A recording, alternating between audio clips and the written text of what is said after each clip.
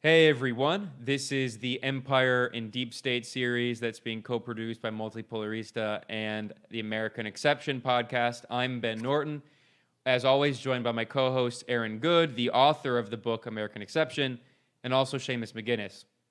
And in this episode, we're going to be talking about the historians and what they get wrong about understanding the U.S. empire, about understanding deep politics and deep history. That's a term that Aaron Good is going to talk about here. And we're also going to talk about American exception, American exceptionism, not American exceptionalism. We've talked about this before. The idea of lawlessness and criminality that is at the heart of U.S. politics and the state of exception that the U.S. has basically been in a kind of permanent state of for decades now. And in order to understand the role of materialism and criminality in history and the failure of many historians to incorporate that, I wanted to begin this episode with a quote that's in Aaron's book that I think really encapsulates some of the limitations of the kind of mainstream historians today. And here, I'll just go ahead and read this. It's pretty long, but it's a good quote. So when he's talking about the new left historiography, which we talked about in the last part, he's talking about, the Wisconsin School and these historians who saw U.S. foreign policy and U.S. policy period as driven materially by class interests, by elites, by corporations. And Aaron in his book notes that Robert Buzanko, this is a historian, he notes that the new left school of history has virtually disappeared from the landscape of diplomatic history, swept away by an ideological counter-revolution from the right and an abandonment from today's so-called left. The so-called left is a reference to postmodern culturalist and social historians who have eclipsed materialists in the field. Throughout the 1990s, only around 10% of diplomatic history articles focused on economic aspects of U.S. foreign policy. And by Buzanko's reading, only one of those articles could be described as having a less leftist cast.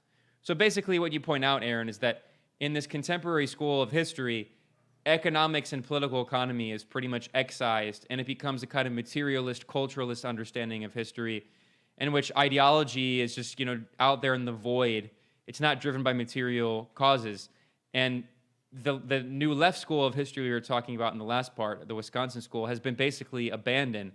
So talk more about the current situation and also the limitations of even the new left school, the Wisconsin school of history that you have and your idea of deep history. Right. So this the new left is already a marginalized part of the historical discipline, and I think that it's basically about the same now as when Buzanko wrote that, because he wrote that in, I think, in 1999 was the date for it. But I also took a Cold War history class, a graduate level class at Temple University, and we used the generic sort of Understanding American Foreign Relations textbook. I think it was the title of it. And it has like a number of essays. Like the chapters are basically different perspectives within the discipline of history. And then there's usually a chapter on political science as well, and the way it deals with diplomatic history, the history of U.S. foreign policy. And so they are, the new left is mix up and the kind of materialist, leftist, critical, school or perspective is very small in proportion to the most historians, and in the whole discipline, and they also themselves have some kind of blinders as well besides that. So it's not like they do some good work, and like Peter Kuznick was on my dissertation committee, and he did the Untold History of the United States with Oliver Stone, doing the making the documentary film. But that was all based on history professor Peter Kuznick, who really is a new left type of historian, and he'd worked with Lloyd Gardner, who was of the Wisconsin school himself, who happens to live around me actually. And there are other historians that are out there, of a leftist bent, but even some of these new left guys or people in that vein today are not really that far to the left, or their analysis is often a little bit blinkered in this or that way. Like there's one book that people responded to well, sort of the anti-imperialist crowd, which is like by, I think the guy's name is Immerway or Immerwell or something. I'm getting that wrong. I'm sure I should have looked it up before. but it's like how to hide an empire. And he talks about the territorial expansion in the U.S. bases, and he really, judiciously, studiously documents how the U.S. has expanded its military overseas. But he doesn't really base this on, the economic interests of an American oligarchy that's driving this. And so, if that's what really is driving this, which I think isn't that hard to figure out, but but for whatever reason you don't include that in your analysis, then that makes it kind of weak in key ways.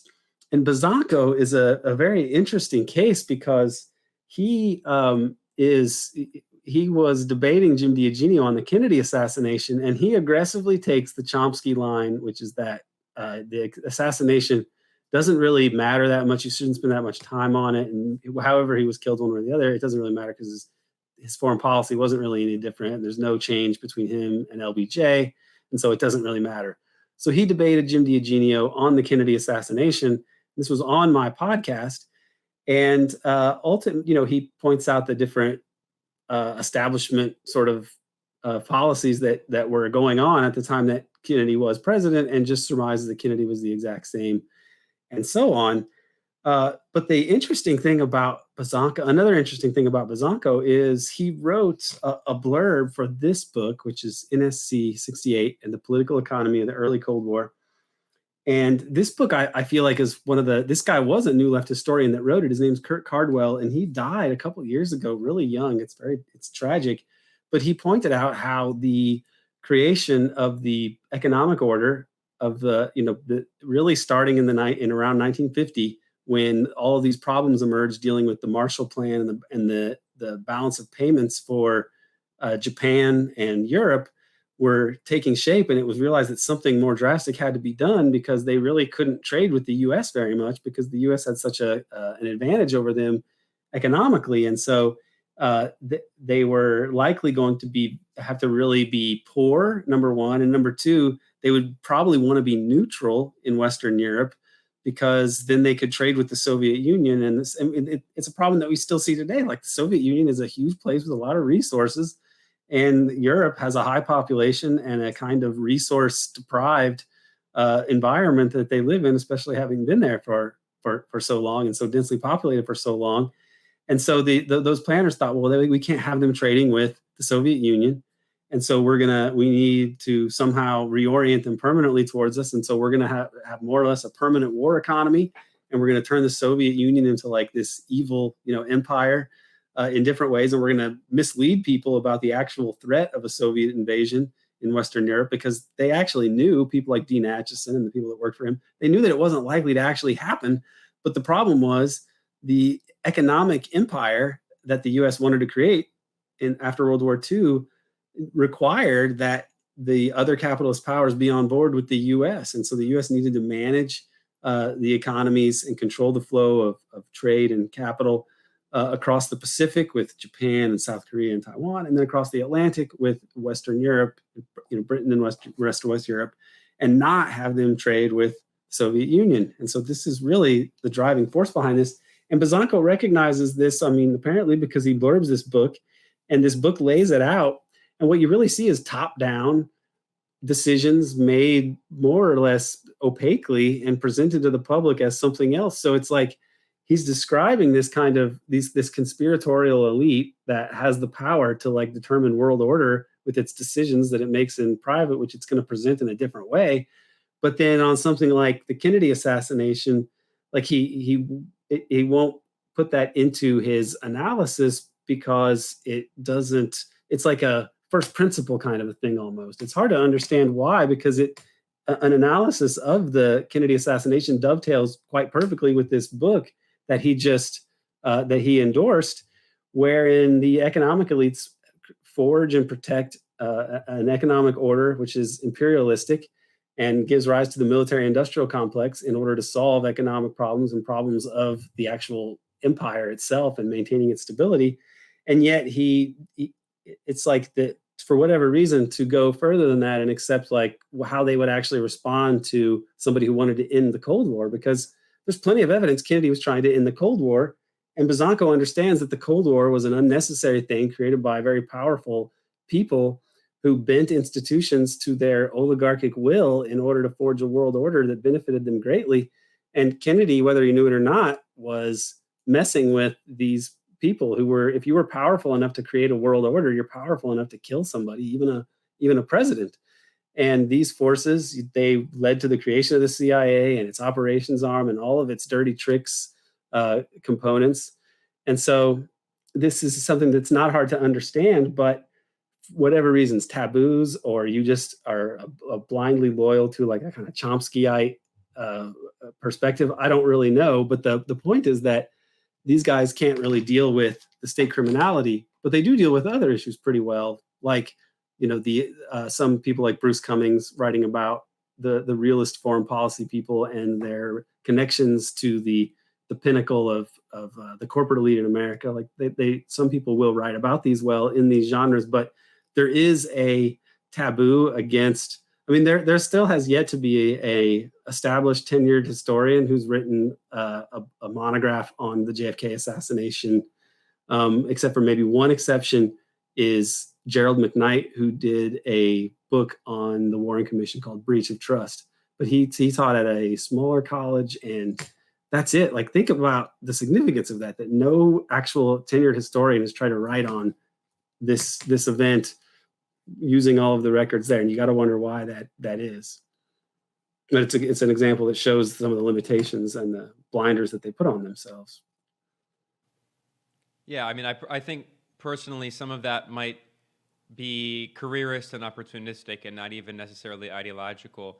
And I mean, in the case of Chomsky, it's pretty clear because he'll sometimes just draw that arbitrary line, despite the fact that clearly all of the other work that he does points in that direction, and then he'll just draw a line there. And, if you want to be accepted in polite society, especially among liberals, if you want to have a cushy academic position, sometimes for personal careerist reasons, they make those decisions. But I mean, it's an important point to dissect. Seamus, go ahead. Yeah, I mean, if you're talking about sort of the self-interested nature of work in the academy, I mean, there's a long history of that. I think, Aaron, you talk a little bit about someone like Franz Newman, who was a part of the Frankfurt School. And he's a good example of the broader thread of that sort of, I mean, even people who are outwardly radical that we treat as, the Frankfurt School is a classical sort of, was the centerpiece of Marxist debate through the 20th century. And even someone like Newman and several other people like Adorno, Newman was at Columbia and had to flee Germany. And you're talking about scholars who had to move from a fascist country to whatever you want to categorize the US as, but there's still any number of calculations that have to be there of you want to get in front of a larger audience. And Newman was still brought in to work for the OSS for a little while after he wrote Behemoth, which was sort of a study of the unique nature of the Nazi state and the way that it maybe couldn't be categorized in the same way as something like Hobbes's Leviathan. Or later on, and I think this might be a good place to transition. I don't know if we ragged on them enough, Michael Hart and Antonio Negri, about their version of empire being this sort of, if you want to do a bestiology, you have their version of the Kraken. So it's sort of this tentacle cross transnational capital state that goes, it's a stateless entity that sort of overarches over what we know as our governments and exerts a lot more control. And his version is this behemoth that maybe doesn't fit visually in the same way, but is a useful framework for understanding the way that the state sort of melds into the private enterprise because the interests are so aligned, as we talked about in, I believe, part 3. But more broadly, as you kind of point out, somebody like Hart and Negri do what you call, quote, hegemonic erasure. And then on the other side, you have someone like Loeffler, his national security approach being a rearguard defense of orthodoxy. And so as we see across the spectrum, we've talked a lot about political science and about hegemony and about history.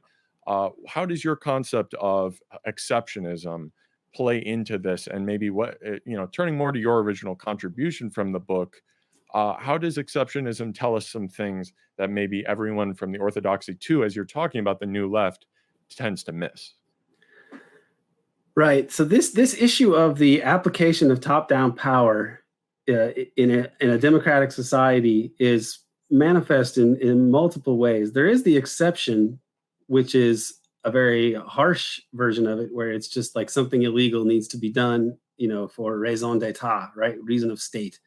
And when even that phrase kind of connotes like the realist idea of the state as a black box. So when you're saying raison d'etat, then it really is like, this is something that is meant to be endowed with like the urgency and power and overriding authority of the state, right? So there's the exception, but there's also this issue of a milder version of it is just the sort of standard operations of oligarchy.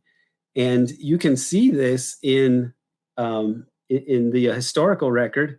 So we talked about, I mentioned Bruce Cummings earlier, and he talks about things that we would call like deep politics in a way. So these New Left people, and the exception would be a part of deep politics, which is, as Peter Dale Scott defines, all of those political arrangements and institutions that are usually repressed rather than acknowledged in mainstream discussion, right? And so for Bruce Cummings, he's a New Left historian who, like Bazanko and Chomsky, that has blinders about some things like the assassination of political leaders in the United States, the Kennedys and presumably, Martin Luther King and so on. But he would also Cummings would write about these wise men of Washington, but he didn't write about them in the deferential greatest generation liberal celebration way.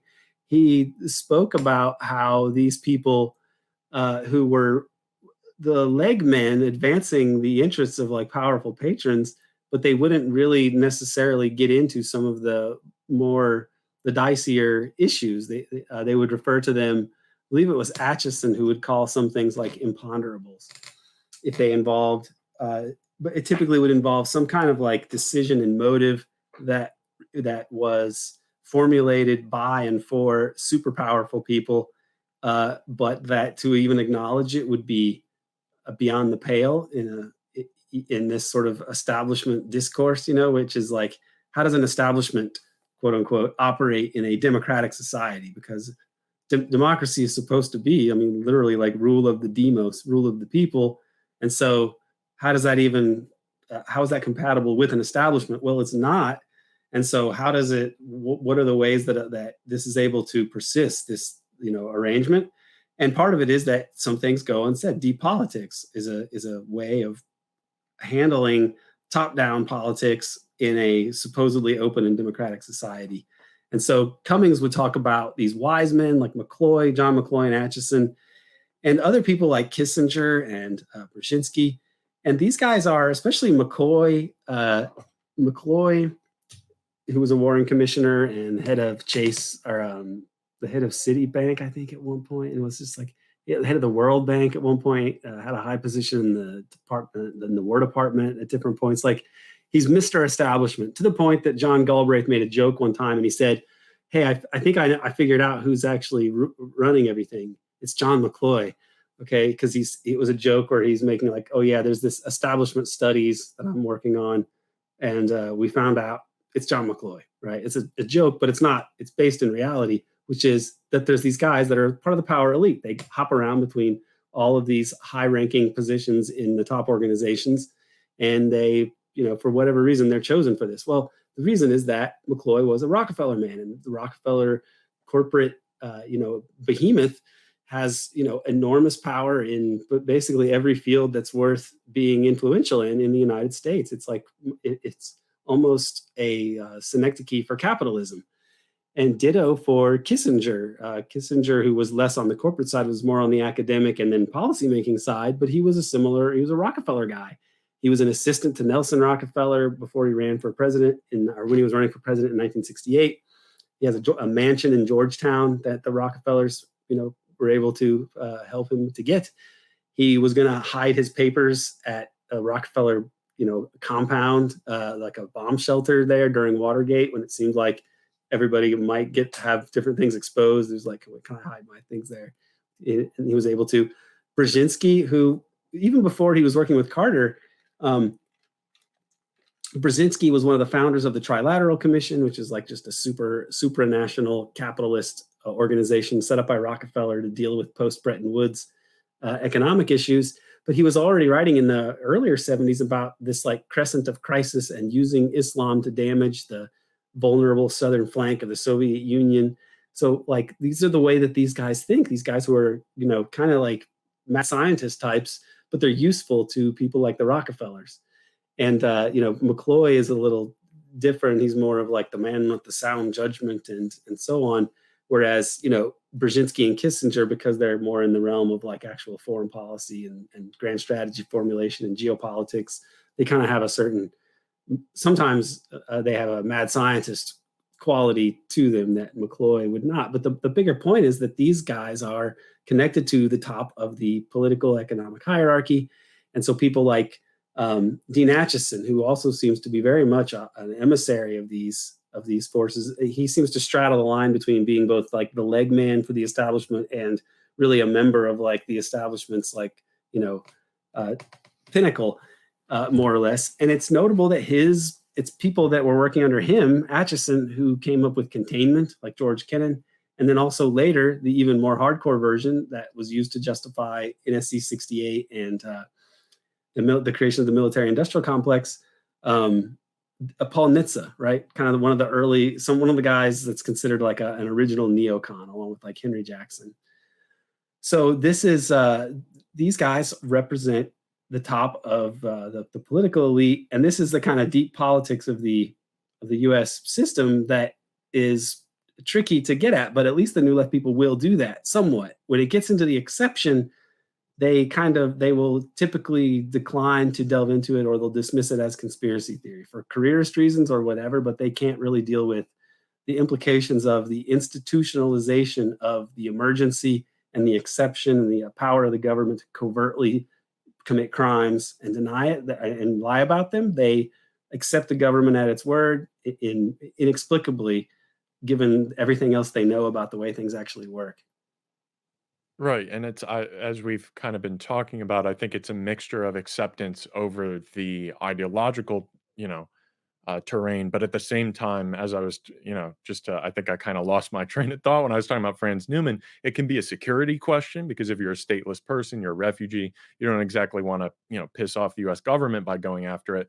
But at the same time, it can also be a question of monetary gain or just of having a job in the academy. And especially because getting, tenure within the academy right now is becoming more difficult than ever. And any sort of, we've, broadly, the trend of abstraction, we've abstracted into thinner and thinner categories. And you sort of have to, especially in fields of political science and philosophy, you have to study something very tight in a niche. And you're not really supposed to go beyond that. And so you're writing books and papers for, a very, very small audience. If 20 or 30 people read or respond to it, that's a huge success for a lot of people. That's when you hit that point of abstraction and of sort of compartmentalization of the academy of intellectual thought in general, we're far removed from where, and part of it is the mass wave of information. You can't do what Marx did and read every single economist anymore. But at the same time, I think the effect of that is that we don't put enough disciplines in dialogue, and that tends to leave people compartmentalized and not worrying about some of the things that, I guess, if you don't study Cold War history through a certain lens, you're not going to maybe land at the methodology that you do in order to reach the conclusions that you do. And I do want to go back to the quote that Ben was reading at the very start about partially Robert Bazanko. But it ends, you say, given the explanatory power of materialist historiography at this moment of imperial decline and political paralysis in the face of multiple crises, perhaps the decline of materialism in diplomatic history is, by and large, an example of winners getting to write the history. And even more so than that, I would say also writing how we write the history. So, and the methodology that we go about with.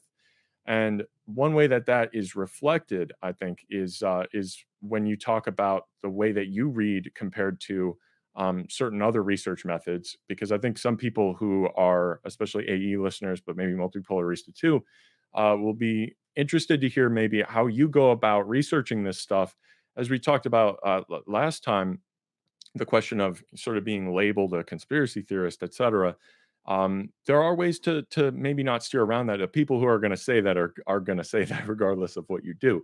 But in terms of being a credible researcher and being able to sort of separate out what's true and what is important, you talk about a researcher named Gibbs. I'm not sure his first name, but you say in order to best address these issues, Gibbs advocates a critical reading approach using techniques similar to those used by intelligence analysts one can study U.S. foreign policy and arrive at reasonable conclusions, even in the face of systemic biases and state secrecy.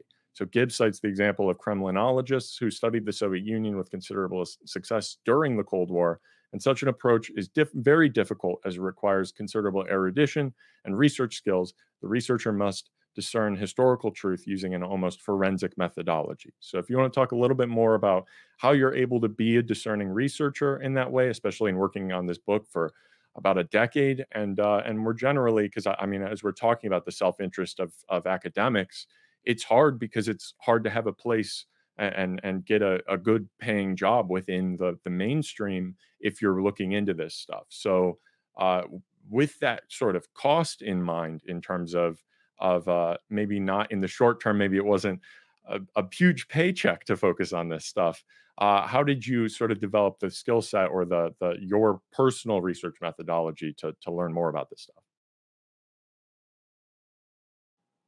Well, I was influenced by this. There's not that many scholars, as you point out, that go into these areas. And so I did my best to pay attention to and learn from the people who had become established, and especially Lance DeHaven Smith at Florida State, working in public administration, and Peter Dale Scott as well, who's written very well about these issues. And Peter kind of blazed a trail, more or less, back in the 70s as he started to look at the relationships between organized crime and the intelligence agencies and how those impacted American involvement in Vietnam. And he realized that there wasn't in the academy, because he had a PhD in political science, even though he was an English professor, he was well versed in political science, and was, as more of a historian as well. But he coined this term parapolitics back in the 70s, and it was used to describe a practice of politics in which accountability is consciously diminished.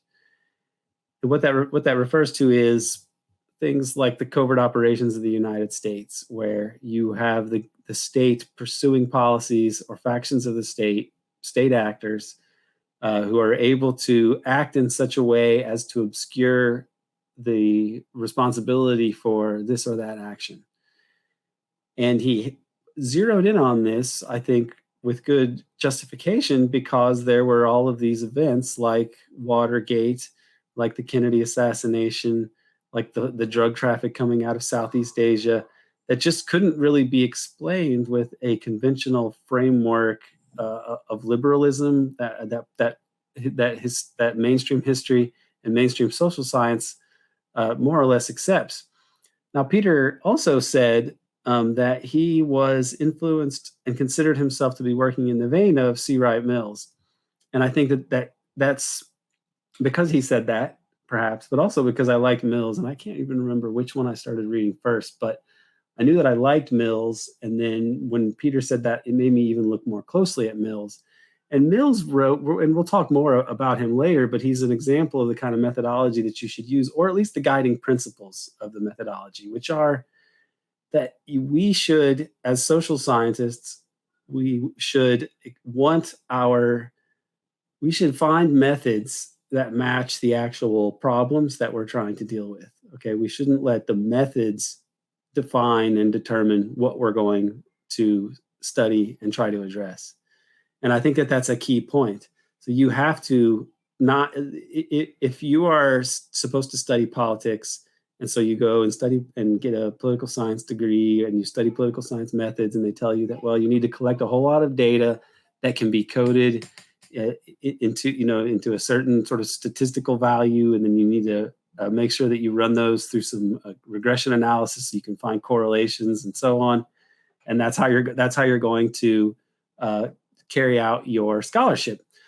Well, that's a problem. If decisions are made in opaque circles, then what are you really doing? It's almost like you're sitting by a stream and watching things float by, and you take the notes on them year after year and compile all this data, but you never look upstream, right? It's a way of really circumscribing what you can actually look into. And so Mills was great in talking about this. He says, like, oh yeah, they really love the fine little mill of statistical ritual. He also said it's common to say that what they find out, that what these people can find with their research is true, but it's not very important. But I don't even really know how true it is. That's more or less my position on the mainstream of quantitative political science, that this is not typical. There are some cases where it might be useful, but the majority of it is not that important, because it presupposes kind of living in a place where there's the rule of law and transparency and where all the important information is available at your fingertips. But that is not the way that it works in a sort of oligarchic place, that with an oligarchic political system with a sort of mostly ceremonial democracy where decisions are really made in a top-down fashion. Then like that's just a recipe for churning out political scholarship that's going to obscure political reality, and which is what I think it ends up doing. And I think that that's just fine for the people who ultimately, control most of the money in this society and thus have a big influence on how scholarship is going to be directed. So this issue is how do you deal with this? How do you deal with this problem of obscured responsibility in a democratic system? And the way, I think the one key way to try to grapple with this is that you're going to need to be specific and meticulous about your sources, and you're going to need to be honest about what your confidence of different assessments. So if you think that you're confident that something happened, or something that certain evidence indicates that something happens, or it suggests that something's happened, or one possibility is this, one possibility is that. But at some point, when you have a preponderance of evidence, even if it contradicts official statements, then you need to, at some point, accept this as the historical reality. So I've used the Kennedy assassination as an example, not because I necessarily want to refer to it all the time, but because it's quite useful historically. But that's a case where I more or less explain. I think I explain it early in the book that I'm going to assume that this interpretation of Kennedy having been removed by his enemies is backed up by a preponderance of evidence, and so I'm going to, go with that for the rest of it. I'm not going to sit there and hash all this out forever and act like it's unknowable. It's like at some point you're going to want to make assessments and then extrapolate from them and work them into some kind of narrative. So you want to be careful.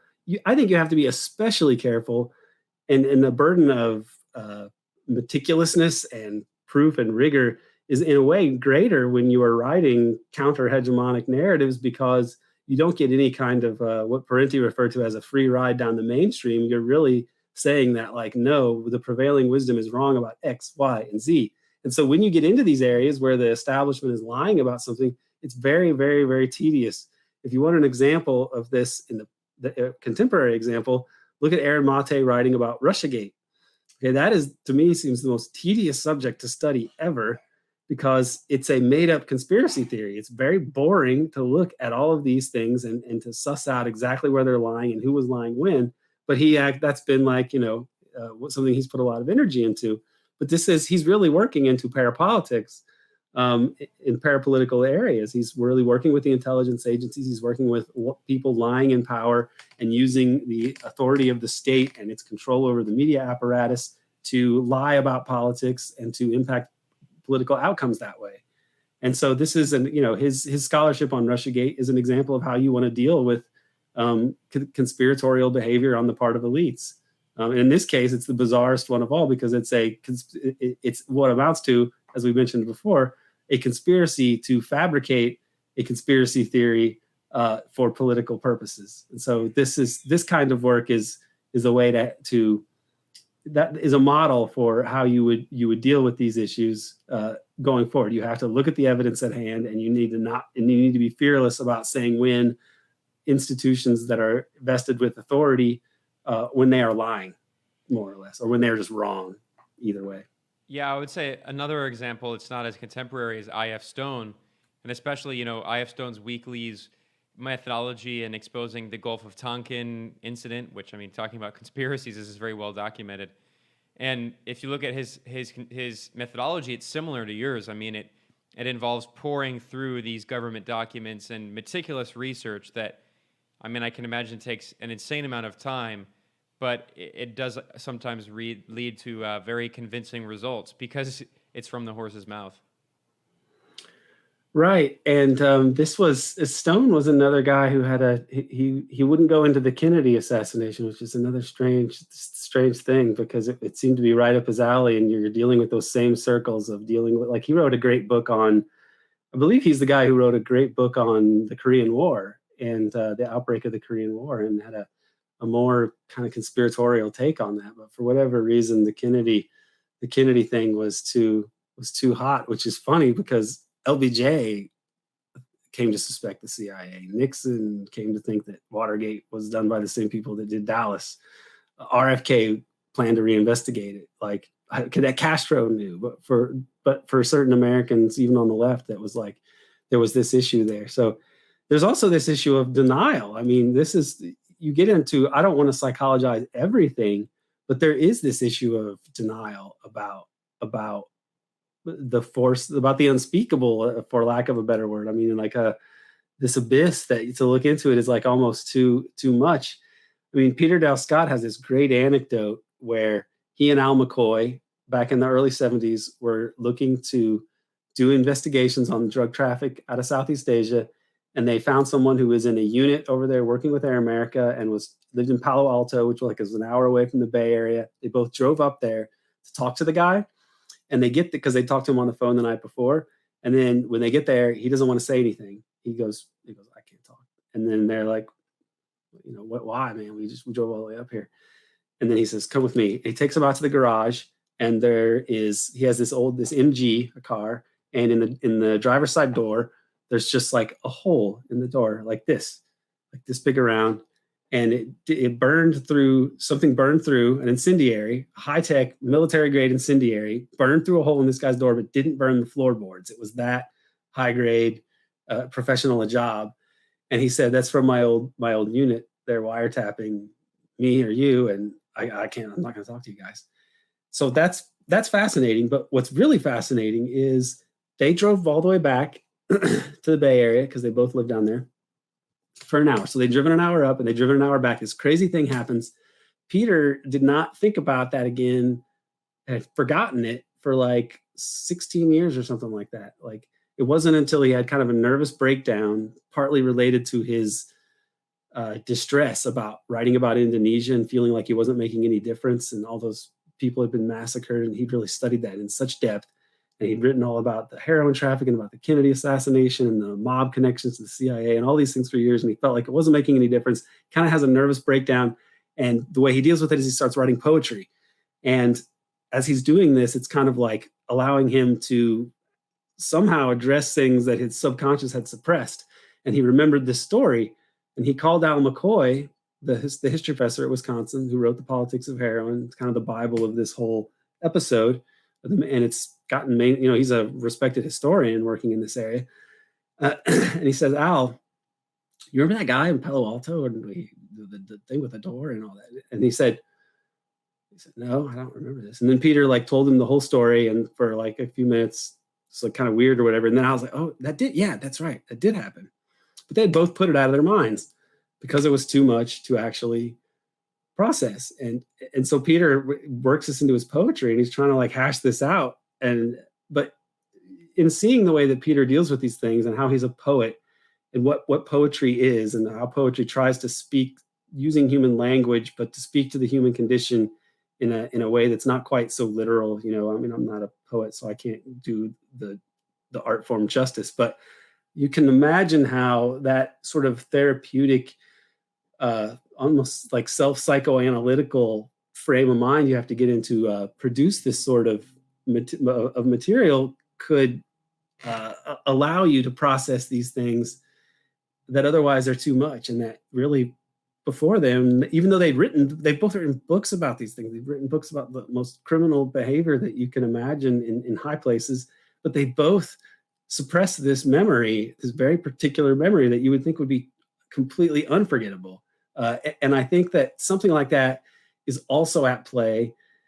And when you add that to the careerist incentives to go along, to get along, and the fact that you can't really get gainful employment by looking right at the illegitimacy of the regime, no matter what civilization you live in, more or less, then you see that there are powerful forces that keep us from really grappling with this. And this is part of the utility of doing things that are so sinister and having these things persist, is in a way it's beyond people's ability to address, and people will almost suppress it rather than look at it squarely.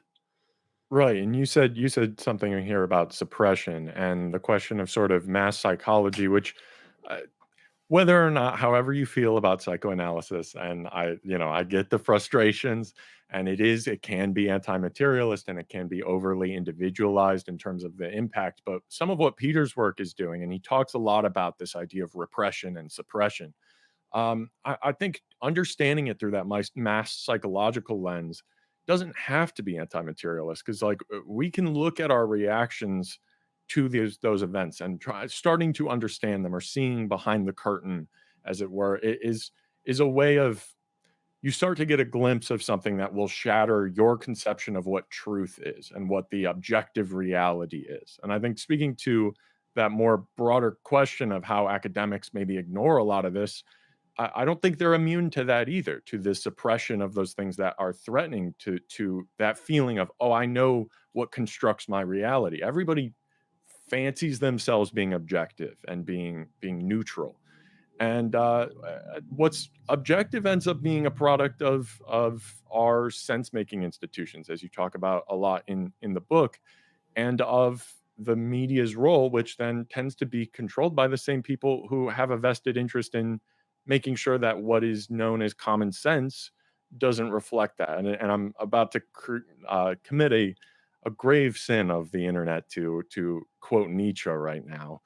But there's a very good quote where he says that its noblest claim of the objective academic humanities, its noblest claim nowadays, is that it's a mirror. It rejects all teleology. It doesn't want to prove anything anymore. It scorns playing the judge and shows good taste there.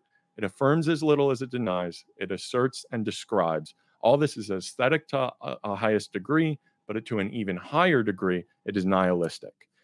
And I think that's a good sort of broad point about what we're talking about in terms of this sort of mainstream history, where it's trying to steer around these deep events tend to hold together your worldview, but you end up ignoring really important things. And I have just one other quote, because you brought up C. Wright Mills. He at one point said, "You might expect me to have a balanced view," and he says, "I'm not a sociological bookkeeper. I'm not here to try and stay neutral in that way." I think that's what gives his writing a lot of staying power for people today. And one quote that he has when he's writing the preface to a edition of Thorstein Veblen, who's an economist, he came up with the idea of conspicuous consumption. The preface to his I forget the name of the book, but he says he believed that the very men of affairs whom everybody supposed to embody sober, hard-headed practicality were in fact utopian capitalists and monomaniacs. That the men of decision who led soldiers in war and who organized civilians' daily livelihoods in peace were in fact crackpots of the highest pecuniary order. They had sold a believing world on themselves, and they had, hence the irony, to play the chief fanatics in their delusional world. I think one of those men of affairs that he's talking about, Henry Kissinger, you quote in the book, as saying, "The illegal we do immediately, the unconstitutional takes a little longer." And as we talked about, somebody like George White said, where else are you going to get the chance to have state-sanctioned raping and pillaging? And as an FBI official said, "Never once did I hear anybody, including myself, raise the question, is this course of action which we've agreed upon lawful? Is it legal? Is it ethical or moral?" And so when we're talking about this question of exceptionism, we can lay claim to these sort of broad moral commitments. And when it gets down to it, when you're talking about these quote unquote men of affairs, they've sold themselves on a story, and they also want to fancy themselves neutral, like I said at the start. And I think the academics and the foreign policy officials, everybody shares that urge to try and feel like they're seeing objective reality, that they have some claim to capital T truth. And what we're talking about here is people who understand that you can shape what other people think is that capital T truth, and they will do anything to keep it that way because they stand to gain everything and to lose everything if they can't. And so if we want to kind of head back toward this question of exceptionism as we close out today, you talk a little bit more about 21st century exceptionism, but how do we get from this point of sort of domestic development of the state of exception? We talked about how it bleeds through back home, and how that leads us to today, and things like, we'll probably close out with things like the Soleimani assassination or Ukraine. Right. Well, this exceptionalist regime that emerges because of the imperative to have imperial hegemony, right? To have an empire and preside over it in a way that allows it to all keep running. This requires a couple of things that are very anti-democratic and authoritarian. You could just say fascist elements. Okay, massive state secrecy and state criminality. Conspiratorial state criminality, like a clandestine apparatus that is endowed with the ability or invested with the authority to commit all sorts of crimes and lie about them and not be prosecuted. The secrecy part, so there's myths for that. There's kind of myths that correspond to these. So with the secrecy angle, you have the idea that nobody can keep a secret. Okay, this is like something that's a mantra that's repeated by people. And then the way that you can say that you can't keep a secret or that you can't really conspire secrecy is that people have been caught in conspiracies. Like so one of the things they used to say is like, well, Nixon broke the law and he found out that you can't do that. You can't break the law, mister. Not in America. This is a democracy. Okay, but that's a very strange case. And really, when you look at what happened with Nixon, it reveals a whole lot of other crimes that because Nixon himself came to realize that there were criminal elements and agencies and interests like the CIA that were trying to take him out. So he tried to get all the dirt on their crimes with the family jewels, and he fires Richard Helms and so on. And so there was if you actually look at what happened with Watergate, there's really no way that you can walk away from that saying there are no secrets and no crimes. And Ellsberg himself, Dan Ellsberg, is one of the few people to come out of these circles and then try to tell the truth about what he experienced there. And he points out a couple of things. One, he points out the extreme cohesiveness of these groups and the fact that your identity becomes bound in your membership in these circles, these national security circles that are the people that have the security clearances and so on, that this becomes a part of your identity. And so you wouldn't want to jeopardize that. It becomes core to your being that you're a guy who can be trusted with secrets, that you deserve this privilege of having a high level security clearance. And he explained to Kissinger at the time when Kissinger was about to get clearance, because he knew Kissinger from Harvard, and then he told Kissinger, this is going to change. You're going to think that you're in the know, but it's also going to be a little bit detrimental to you because you're going to start to become overly confident of your access to secrets and or paranoid about the secrets that you have or might not have. And you're going to see other people as being ignorant, or that their opinions are not really worth anything because they don't know the secrets that you know. And so there's all these problems with secrecy and the kind of culture that it engenders. And also that the idea that people can't keep secrets is a total fabrication, that in reality, there's all kinds of very explosive secrets that are known by dozens or hundreds, maybe even thousands of people in the national security state, and they don't come out because the people that are chosen to be, get made custodians of such secrets are chosen because they're not going to leak them. And so this is this issue is we should really consider that secrecy is a big thing, and that there are a lot of things we're not privy to. And the other part is with the criminality aspect of it. How are you going to be able to keep these crimes for the greater good. I mean, it really, but they do write these things into policy papers. I mean, they make arguments about it. There's kind of an implicit argument in the long telegram about like how ruthless the Soviets are.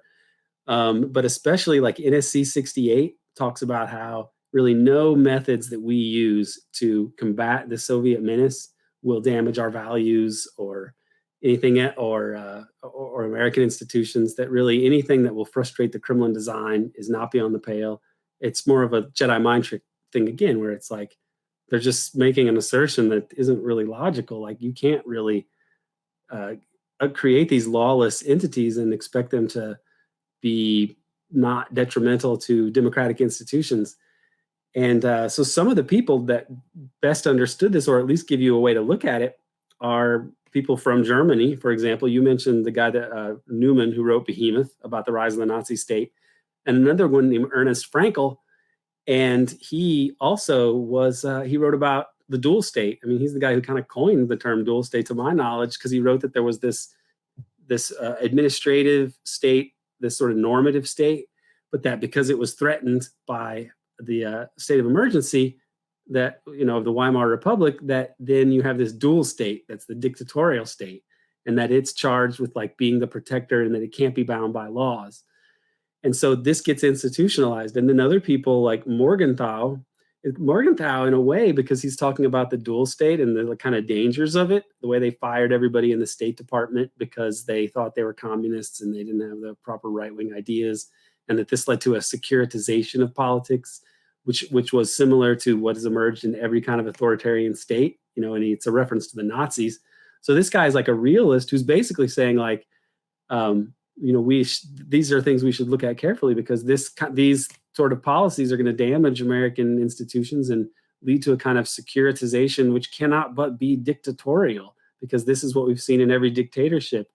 And in a way, he's kind of like Mearsheimer. I mean, they're writing in about different sort of subjects, but in a way, it's like that realist who, because he's like writing about international politics and classical, realism more or less, that they can get away with somehow speaking more candidly about things. So Mearsheimer can point out the folly of U.S. imperialism in ways that like liberals cannot, even though Mearsheimer is not a leftist. And Morgenthau was a stone cold realist himself, and he can write about how there is he can imply that there's a kind of Nazism type of exceptionalist regime emerging. I mean, which he called the dual state. He wrote an essay in the New Republic about this very subject. And so these are how some people can actually try to address these bigger issues. But it's a conundrum. It's a conundrum of how to deal with the exception, and it doesn't seem that it can be very easily contained. And Carl Schmitt, the Nazi guy, or he later became a Nazi, who wrote this main argument in the first place, he says that you can't, the gravity of the emergency is of such magnitude that you can't really, the most that a liberal constitution can do is like circumscribe when the exception does or does not apply. Like you're always going to have it. But the utility of it, if you're pursuing empire, is that you get to say when there's an emergency. And guess what? The emergency never ends. The Cold War, an emergency for 50 years.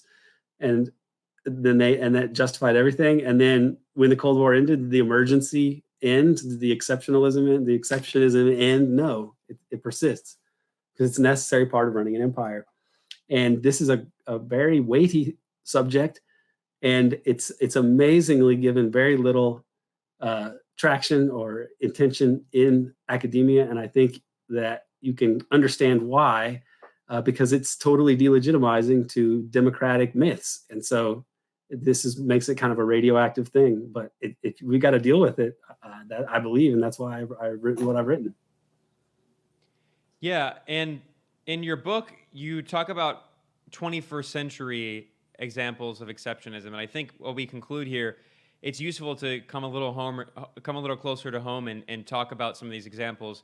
You specifically single out the use of torture, the UN Convention Against Torture ratified in 1994.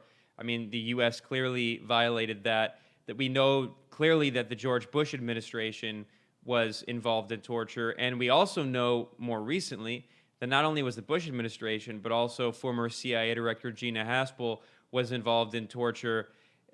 People talk about Guantanamo, but in her case, we know that she was involved in overseeing torture at a CIA black site in Thailand, very far from Guantanamo. So this was not just isolated to Guantanamo. I think it's good that people know about Guantanamo and Abu Ghraib, but clearly the use of torture and these criminal, tactics is much more widespread than just those two examples. You also single out the Maidan coup in Ukraine in 2014 and Trump's assassination of top Iranian general Qasem Soleimani, probably the second most important figure in the Iranian government. And you have a really good passage here that I want to just read a section of, because I think it gets at the heart of this issue of American exceptionism, the state of exception, and how it continues to this day. You write, arguably, the Soleimani assassination and the Trump impeachment fiasco writ large confirm exceptionism and much of the central arguments herein. To wit, in 2014, the Obama administration backed the overthrow of Ukraine's elected government. There were no legal repercussions whatsoever for this violation of the UN Charter. So I'll just add briefly here that we have the smoking gun evidence of the phone call of Assistant Secretary of State Victoria Nuland speaking with the U.S. ambassador to Ukraine, discussing who the leaders of the post-coup government in Ukraine would be. So no consequences for that clearly criminal activity. You also note that in 2020, Trump illegally assassinated Qasem Soleimani with impunity. Notably, President Trump was impeached not for the murder of Soleimani, but on the basis of two other alleged acts. He threatened not to send U.S. weapons to the government that the U.S. illegally helped to install in Ukraine, and he encouraged said Ukrainian government to investigate the dubious and lucrative activities of former Vice President Joe Biden, his son Hunter Biden, and a Ukrainian gas company. I mean, we could spend so much time talking about these cases, but I mean, of course, this scandal of Hunter Biden's laptop and also Hunter Biden sitting on the board of Burisma, this Ukrainian gas company, and getting paid literally over $1 million a year just to sit on the board of directors of this gas company when he has no background in energy and fossil fuels. I mean, these cases really do show this example of exceptionism continuing to this day. But I'm wondering if you just want to comment further on maybe some of those cases, torture, the Soleimani assassination in Ukraine. Well, I mean, Hunter Biden, he has a little experience. I think he uses fossil fuels to light his crack pipe. But beyond that, it is hard to understand how he would have been able to land a job like that, given his skill set and his interests. So this business of the way that this played out, it really reveals a lot, because the fact that you can assassinate, you can murder another official in a country. And really, what is Soleimani really famous for over in that region? He's famous for defeating ISIS.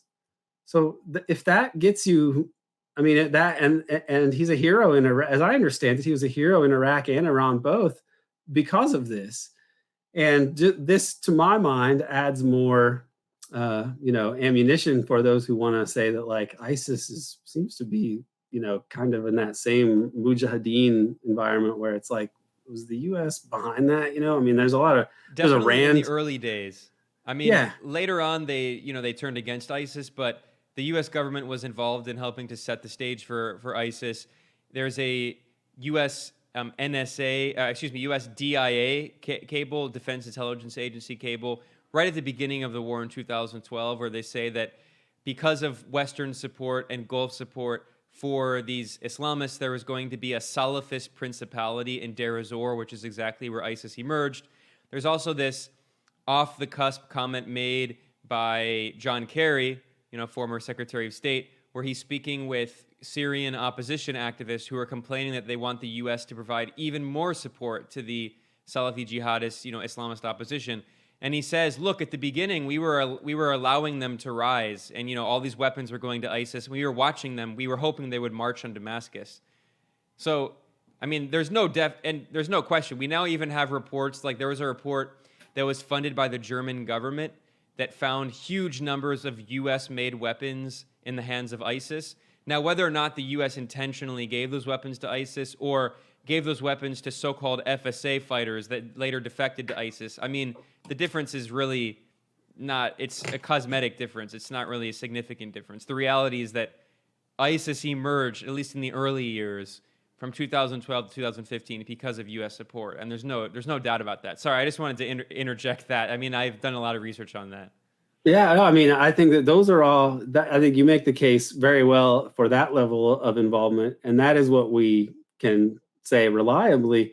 I mean, there's other reason to suspect that Kerry might not even be privy to like the other things behind the scenes that were manipulating these flows of arms. I mean, typically the way this is done in the past involves certain members of the U.S. Spooks. I don't want to call them intelligence community. I got to think of a better euphemism by now, but let's just say Spook Central will get involved with our little cutouts, our little proxies in the Gulf states, and make it known that they want some sort of organization on this basis done, and then it gets done. And so it could be presented to John Kerry as a kind of a fait accompli, like, oh, here are these guys, and what they're doing is actually going to help us, so we can just go with it. And maybe Kerry and these other people aren't even. They aren't let in on really what's going on, or they don't want to know, or the people that are doing it assume that they don't want to know. You're never going to get to the bottom of this, because the shadiest stuff, they really want to obscure responsibility. I'll add one anecdote, which is not going to prove anything, but it's like this is something that I came across strangely in my personal life. I worked with a guy who was in Jordan, and was a teacher. This guy is very straight-laced history teacher and economics teacher, and he was at the school where the king of Jordan established it. It's called like King's Academy in Jordan, and the king would come there. King Abdullah would come and talk to people, and a couple before this whole ISIS business even happened, and my friend was over there. The king was in there talking to the faculty, a few people in the faculty, and he said, "Yeah." They're somehow start talking about politics, and he says, "Yeah, there's going to be this uprising of like these crazy Salafists. They're going to come out of nowhere, and they're going to set up their own country, and it's really going to like redraw the map around here."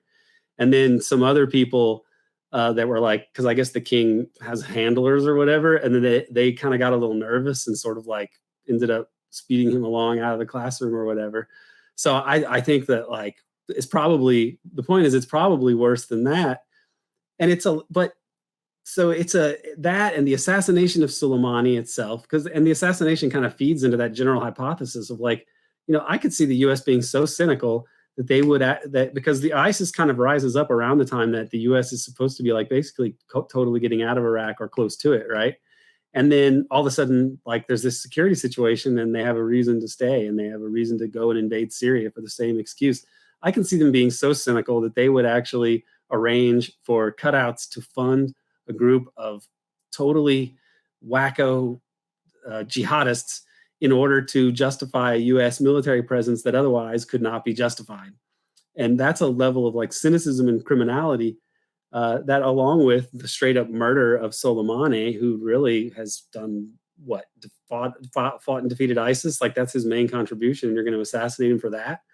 I mean, that is of such high criminality and so immoral and just sinister that you have to laugh at what they actually ended up impeaching Trump for. I mean, this is, and yet it's not remarked on by mainstream commentators.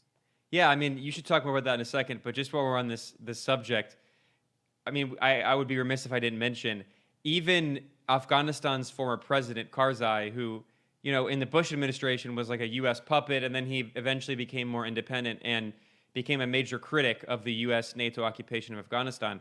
He said very publicly, very clearly, that ISIS was a tool of the United States.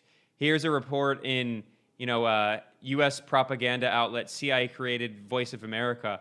And obviously, they wrote this article in a way to try to demonize Karzai and portray him as like, a crazy conspiracy theorist. But of all the people who would know what kind of shady operations have gone on in Afghanistan, I mean, the former U.S.-backed puppet president of Afghanistan knows quite a bit.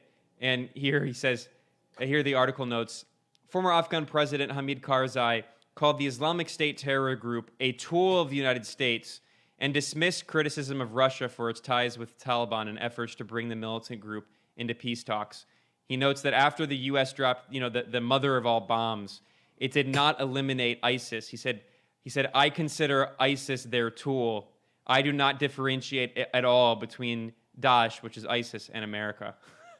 So, a lot to think about there. And then, of course, there was this very shady bombing that was allegedly carried out by ISIS right when the U.S. was withdrawing. And this is when there were all these calls for the U.S. and also British soldiers to stay. And, there's this group ISIS-K, and people don't even know if it actually exists. That's a whole other long conversation, and we could do an entire episode about that, and I would love to do that. But long story short is that there's a lot more than just circumstantial evidence showing that the U.S. government definitely has a hand behind ISIS. Yeah, the brutality of U.S. foreign policy is almost impossible to overstate, and also the manufactured stupefaction of the American public. I heard not that long ago that the numbers might be off, and they might have gotten much bigger since then. But it was basically saying that in Ukraine, for example, or let's use this as an example, that something about like 15,000 people have died, give or take, since the Russian invasion, which is pretty close to how many had died in the 8 years before that in that civil war that had been going on in eastern Ukraine. And by comparison, Obama, the dirty war on Syria, which was a U.S. production, killed 400,000 people. Okay, and this was the U.S. The U.S. has no legitimate claim to like Syria as being a threat to its national security that would justify that sort of operation. That would, a war that would kill that many people. The war in Yemen since 2015 has already killed nearly 400,000. In a conservative UN estimate, they said 377,000 dead as of the end of 2021. So between the two of them, that's at least 800,000. Really, it's around 1 million dead just in those two wars. Yeah, but yet they are talking. They're saying that Putin and the Russians are just wantonly slaughtering Ukrainian civilians. That cannot be true if these numbers are not off by orders of magnitude, which I don't think that they are. So another, I think, logical reading of it would be that part of the reason that this war is taking as long as it has is that the Russians are actually practicing a policy to like limit so-called collateral damage on a scale that hasn't really been pursued by a modern military in one of the major wars that have been fought in recent decades. But to even say that is so far beyond the pale of what the mainstream analysis says, just as it's beyond the pale to even try to compare like the Syrian dirty war death totals to like what's going on in Ukraine. It'll never be brought up. It's as though like these key fundamental aspects are perpetually ignored, even the ones that are accessible. So in a way, you can kind of understand a little bit the mentality of like, why would you? There's no conspiracy. It's all out in the open, because the amount of stuff that is out in the open is staggering. But there's also stuff that doesn't come out, like, for example, probably the U.S. role in ISIS. And so this is a level of depravity that is it kind of makes the mind recoil from. And we have to go. There's a certain kind of psychology or whatever that I think compels some people to really want to delve into it and get into that and really understand it and know it.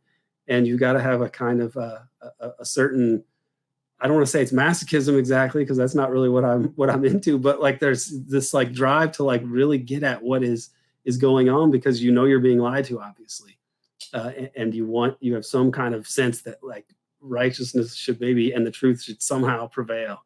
And this is what I think we need more. We need to somehow create institutions that like reward that, so that we can proceed from a basis of at least knowing what's going on, and then hope that we can affect change positively that way. That seems to be the goal of the Enlightenment, and it's something that we should really consciously try to pursue. I think that's a great note to end this part on. This is the Empire in the Deep State series. It's an in-depth exploration of Aaron Good's book, American Exception, Empire in the Deep State. If you want to support this show, you can go to patreon.com/American Exception. You could also go to patreon.com/Multipolarista. It's a joint production. And of course, if you become a patron, not only can you help support our show and sustain this, but you can get early access to all these episodes. And then in the future, there'll be other, episodes that you'll get exclusive access to. So I want to thank Aaron Good, my co-host, and thank also Seamus McGuinness. Any final word, guys? Thanks, Ben. This has been a great marathon session. We did 2 of them back to back here, and I don't have air conditioning in my room, so it's going to be really triumphant to turn it back on. And I think that you guys are both fantastic to be having these discussions with, so thank you both. Thank you, guys. It's really great to be a part of this. Cool. See you all next time.